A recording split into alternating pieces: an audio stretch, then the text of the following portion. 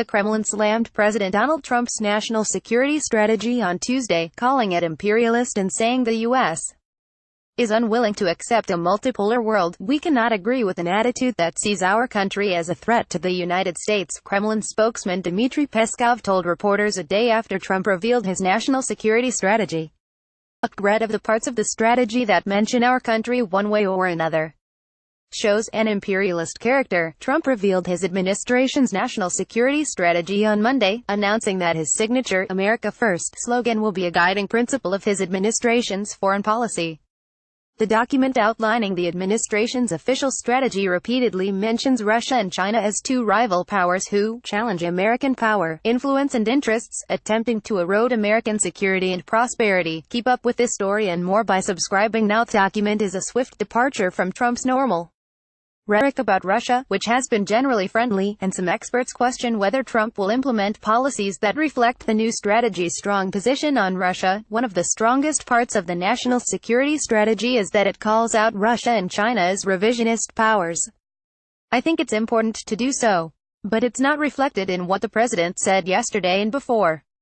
There is a disconnect between what is in the strategy and the president's words," Ambassador Daniel Fried, a former Assistant Secretary of State for European and Eurasian Affairs, told Newsweek. "You now have a document that is formally blessed by the president, and you can use that to craft a formal policy." The document notes that Russia and China are developing advanced weapons that could threaten U.S.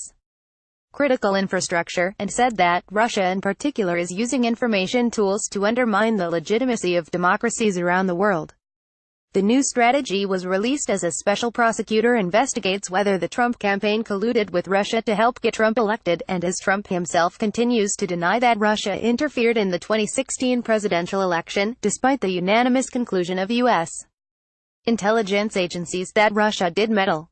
Instead, the document shows that the Trump administration recognizes Russia's role in using trolls and social media campaigns to influence national debates and sway voter sentiment both in the U.S.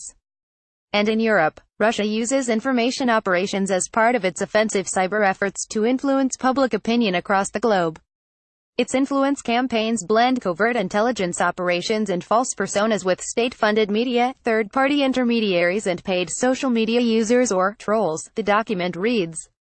The document also outlines Russia's use of large energy projects to put economic pressure on countries in Europe and Central Asia. U.S. President Donald Trump shakes hands with Russia's President Vladimir Putin during a bilateral meeting. Reuters. What's more, it announces that the U.S. will raise our competitive game to meet that challenge proposed by Russia and China, and to protect American interests, and to advance our values. The document is strongly worded, a fact that obviously irked the Kremlin. Peskov is the Kremlin's main spokesman, and his statements are generally accepted as the official line of Russian President Vladimir Putin. On Tuesday, Peskov said the U.S. national security strategy demonstrated an unwillingness to give up the idea of a unipolar world, and disregard for a multipolar world. Still, Peskov said the document is largely in line with Putin's realist foreign policy outlook, which recognizes competition between rival powers and embraces cooperation when it is beneficial to the national interest, but it is unclear whether the official stance laid out in the document will be adopted wholeheartedly by Trump. During his speech on Monday, Trump failed to mention Russia's campaigns to influence the politics of foreign nations, and instead opted to highlight the friendly phone call he had with Putin on Sunday.